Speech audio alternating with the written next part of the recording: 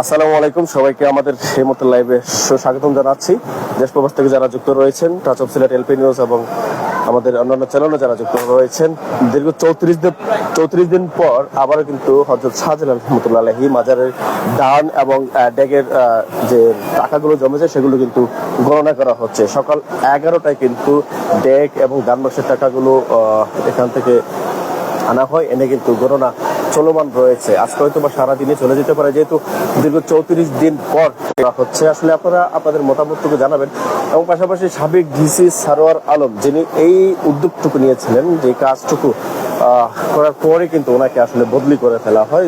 এবং তাকে কিন্তু আসলে সিলেটবাসী ভুলে নিয়ে সবাই কিন্তু মনে রেখেছেন এবং নতুন যে ডিসি রয়েছেন তিনিও হয়তো বা সারোয়ার আলমের পথেই এভাবে জনসম্মুখে টাকা গণনার সিস্টেমটা যাতে প্রচলন থাকে, যেভাবে পাগলা মসজিদ, কিশোরগঞ্জের পাগলা মসজিদও কিন্তু গণনা করা হয়, এরকম সিস্টেম থাকার জন্য কিন্তু সিলেটবাসীরও প্রত্যাশা, সাধারণেরও প্রত্যাশা এবং যারা দান করেন তাদেরও চাওয়া যাতে সবসময় এরকম ভাবে গণনা করা হয়। আরেকটি বিষয়, সেটা হচ্ছে মাজারের টাকাগুলো যাতে জনকল্যাণে পাশাপাশি মাজারের যে কল্যাণময় কাজগুলো আছে সেগুলোর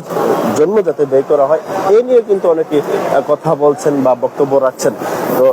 আমরা এখানে দেখতে পাই গণমাধ্যম কর্মীদের পাশাপাশি কিন্তু সাধারণ মানুষ যারা পর্যটনার্থী যারা এসেছেন তারাও কিন্তু এখানে এসে কিন্তু